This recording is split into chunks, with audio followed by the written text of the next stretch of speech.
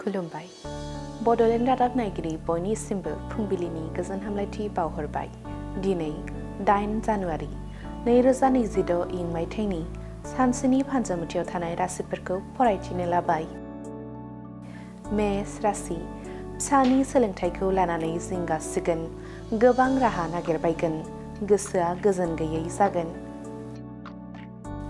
वृष राशि, गोसोआव गोजोन गैयै जागोन, गिलिर बिबान रुजुननांगोन, मावनाय दांनायाव बोलो मोनै जागोन।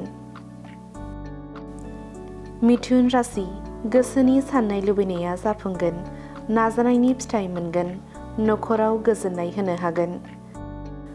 कर्कट राशि, रांनि आंखाल जानो हागौ, गुबुननि सिगाङाव अनजाथाव आखु दिन्थिनांगोन, बयनिबो मदद होनाय मोनगोन। सिंह राशि, साना बायदि गोमोथाव जाथायजों बुंफबनाय जागोन, गोसोनि साननायखौ जाफुंहोनो हागोन।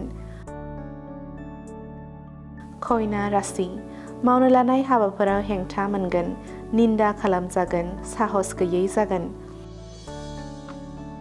तुला राशि, साना खाबु गोनां, बेसेन गोसा मुवा बेसाद सोरजिनो हागोन, रांनि आंखाल जोबस्रांगोन।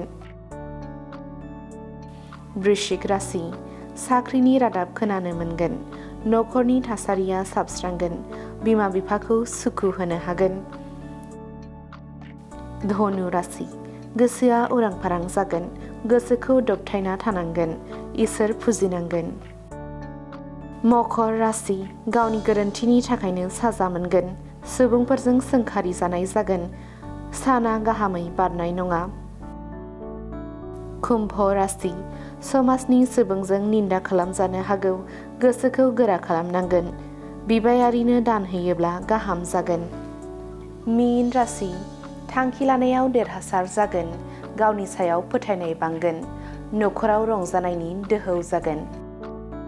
दिनैनि राशि फरायथिनाया एसेनोसै। बेजों लोगोसेनो दिनैनि साना बुहुमनि साफ्रोमबो सुबुंफोरनि थाखाय गाहाम जाथों, बेनि थाखाय बड'लेण्ड रादाब नखरनि जानानै इसोरनि खाथियाव आरज गाबनाय थाबाय। गोजोन्थों।